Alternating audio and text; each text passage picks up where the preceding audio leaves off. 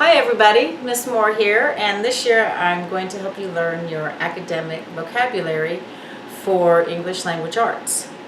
Every week we'll do 5 words, and this week we're going to do the first 5, so let's get started. So the first word, first person point of view, is when the narrator is telling a story from his or her point of view. The word I is present, but it is not in quotation marks when the person is telling their story. Let me show you an example of what it is not. Here's a book called Matilda, and in the book, Matilda's story is being told, but if you see here, it is in quotation marks. When she's talking, it should not be in quotation marks if this is first person. So here it says, "I'm wondering what to read next," Matilda said. This is an example of third person, not first person. The last example I want to show you is the book that we're about to start reading with Mr. Peterson, The Youngest Templar. Here Tristan is telling the story, and again, as he's telling the story, no quotation marks around I.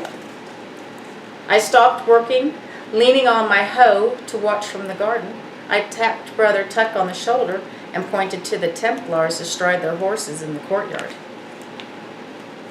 Now what I do want to show you also is if he is speaking, it will have it in quotation marks. There's a difference between him telling the story over here without quotation marks and then when he's actually speaking. So here it says, "I have not taken vows, sire. I said, I am an orphan." So when he's speaking, yes, it will have quotation marks around it, but as he's telling the story as a narrator, it won't. So our second word is second person point of view. Sometimes you'll see POV, and that's an abbreviation for point of view. Basically, second person point of view is when the narrator refers to one of the characters or the reader as you. There's an example, if you give a mouse a cookie as a story of second person, but mostly what we're used to is books, how-to books. This is Christmas, Southern Living, 1994, and in it, it has instructions on how to do things, and it keeps talking about you do this, you do that. You can read a book about how to make a pond. This will also be telling you how to make a pond. Or if you need to make more storage, you can get a how-to book on how to create more storage. And what I think you're mostly used to is cookbooks. Cookbooks are definitely how-to books. You will also find instructions that come with manuals. Those are written in second person because they're telling you how to do something. Our third word is allegory, and an allegory is a story, poem, or picture that can be interpreted to reveal a hidden meaning, typically a moral, which is a lesson, or a political meaning. Here's an example of a picture by Picasso.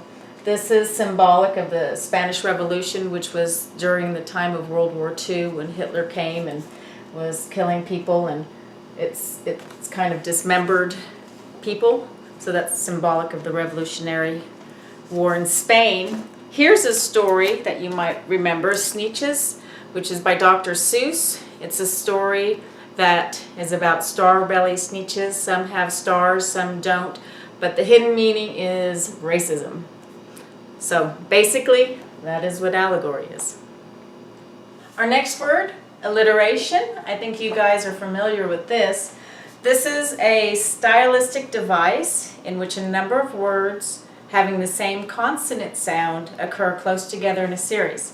Now remember, a consonant is all the letters in the alphabet except for the vowels, A, E, I, O, U. But here are some examples. Peter Piper picked a peck of pickled peppers. All the P's, consonants. The next one, Sally sells seashells by the seashore. These all have S's. Our last word is allusion. An allusion is a direct or indirect reference to something which is presumably commonly known, such as an event, book, myth, place, or a work of art. Now here's some examples. An event. When your parents hear about your plans to throw a party, it's going to sink like the Titanic. That is an event that everybody knows about, the Titanic. Here's an example of a book. Your backyard is a Garden of Eden. Well, that means you have a beautiful garden, and that book happens to be the Bible. A book character. Don't be a Scrooge. That would be something you would say to someone who's either not enjoying the Christmas holidays, or perhaps they're kind of cheap or miserly. Or you can have an allusion to a person even. You're a real Einstein. You can say that sarcastically, meaning you're not very smart. Or you can say it where it's a compliment, where you're saying somebody is smart. Allusions, I might add, are usually stated as similes and metaphors. This, like the Titanic, simile.